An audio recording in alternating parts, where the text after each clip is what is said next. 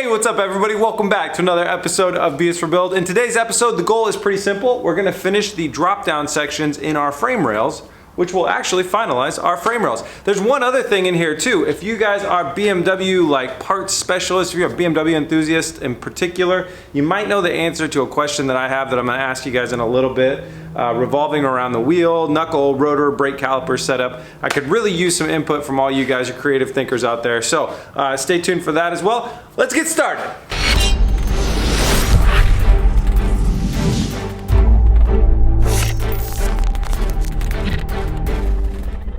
In our last episode, we got our 90-degree angles cut out, and then we got our flat rail down there, and then we got the 90 back up, and we got it all tacked up. And in this side, we just have the 190 going down. So let's go ahead and grab our other flat piece, lay it in down there, tack it in there, and we'll tack in our other 90-degree angle coming back up.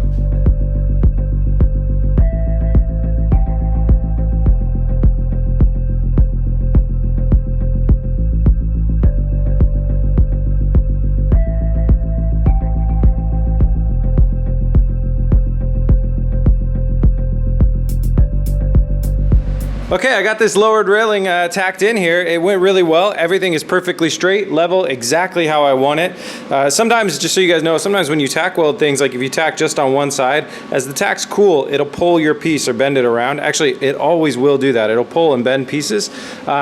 So the way you can do that is you tack on like all four corners. That'll help kind of keep it straight as it cools, but always remeasure. That's why I tacked over there, remeasure, tack here, remeasure, tack, you know, etc., etc. Anyways, I nailed it. I'm happy with where it's at. Now I need to do the full welding up of this before we can cut out the top section of it.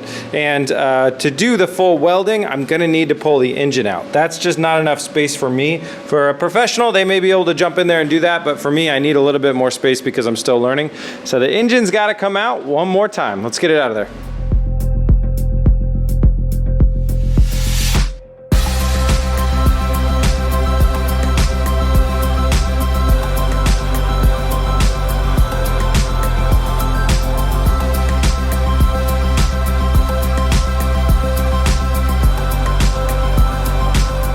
The engine is out once again, and it's time to start welding. This reminds me though that while the engine's out, we want to go ahead and make the modifications to our engine mounts like we talked about. So this will come off, this stud will get cut off, drilled through, basically drilled out, and then we'll do the floating bolt assembly, just pretty much how it was supposed to be. Now I ordered new ones of those, but they must have been delayed or something because that was a couple weeks ago, and I still haven't gotten them. So as soon as they get here, we'll do that. Engine probably won't need to go back in until then. Oh, I want to give you guys an update too on the drive shaft thing. I found something that fits onto there that is going to it's basically exactly what we need to finish building our drive shaft. So that's coming along great. So it's time to start welding. I'm gonna go ahead and weld on that side first.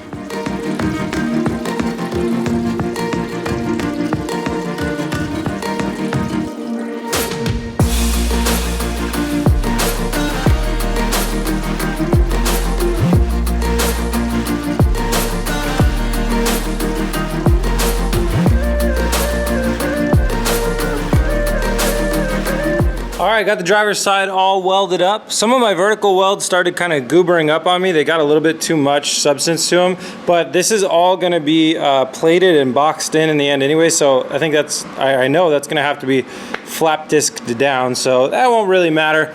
I was really focusing on making sure that we got full penetration on all the pieces, you know, bonding them together. But overall, it went pretty well. So now I'm gonna go ahead and jump into the other side and weld that side up.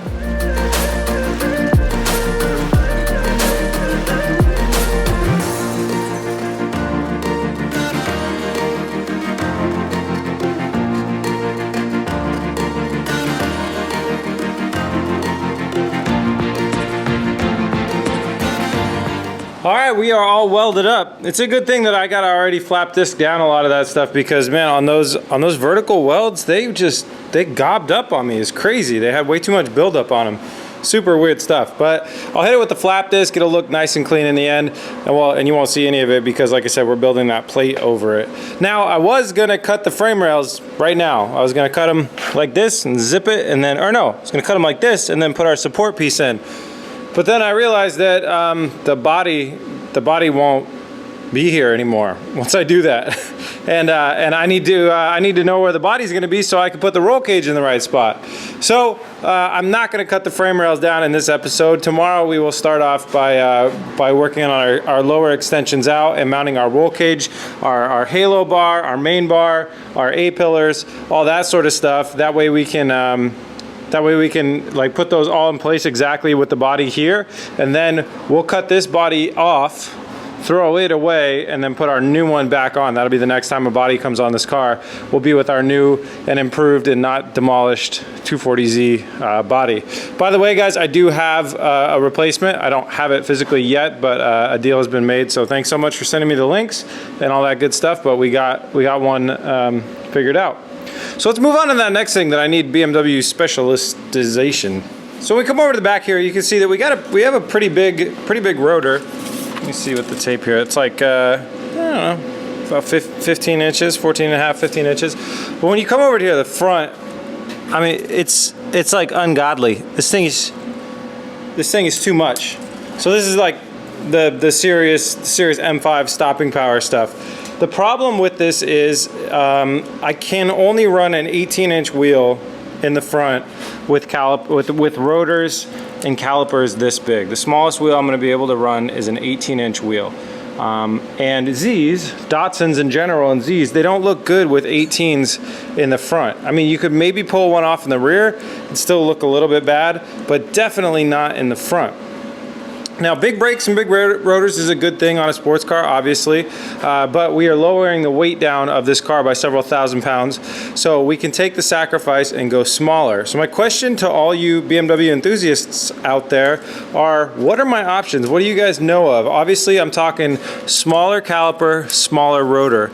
I believe that this stuff, these components, are the same as the rest of the E60 BMWs. Should I be looking at getting just generic 5 Series brake and rotor package? Is that going to bolt up? My question is, what do you guys think we can do to find the smallest brake and rotor combo so we can run the smallest wheel possible? I don't think we can get down to a 16-inch wheel, but probably a 17-inch wheel would be preferable. Just an inch more of clearance than this massive thing. And then hell, we can actually sell the M5 brakes and rotors and make a couple bucks back. But we don't need all that crazy stopping power with how lightweight this car is going to be. And I need to run smaller wheels because I don't want it to look ugly. These cars do not, in my opinion, look good with an 18 or a 19. So if you guys have any recommendations, if you're like a legit BMW specialist dude and you want to email me, go ahead and do that. If you have a random ass idea, throw it in the comments. I read all the comments.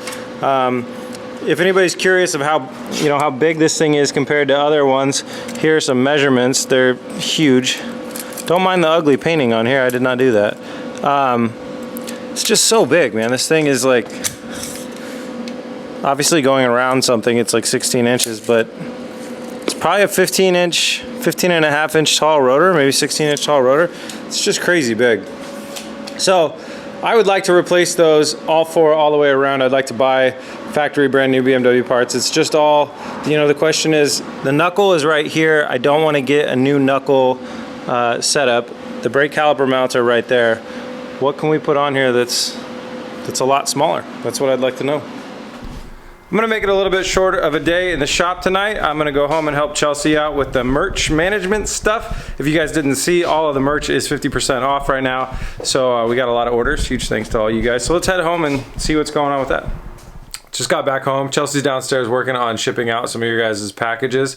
While she's doing that, we've also been working on the next line of merch for the kind of the next push, like our summer release.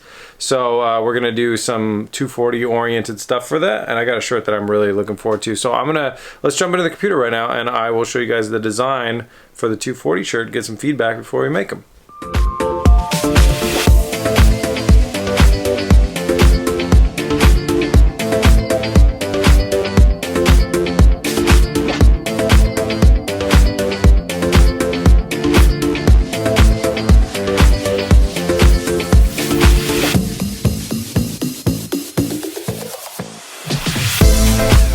So that's kind of the design I've been kicking around in my head for a while. I might tweak some different things, and then if we put it on a shirt, it would look something like this. If we did it on I really want to do it like a baseball tee. I've been just liking wearing those recently.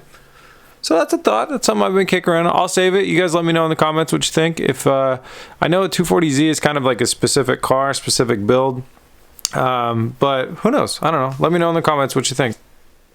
All right, guys, I am beat. I'm exhausted. I don't even think I'm tired from today. I think I'm tired from yesterday. That vet teardown was really, really fun, but it was a lot of work. But it was a lot of fun. I love tearing stuff apart. And that car looks so awesome right now. I cannot wait to keep working on that. Just a reminder, we start July 1st, back up with that build for a little shy of 2 weeks. But we also have to build the Mercedes at the exact same time. So it's more like each build kind of gets a week, but it's not really how it's going to come out. Oh, man. Anyways, good day today. I'll see you back in the shop tomorrow when we're building the roll cage. That's it. My one plea is that if you watch the show and you enjoy it, please hit that subscribe button. Every single subscriber means a lot. That's it, guys. See you tomorrow. Peace. Come on.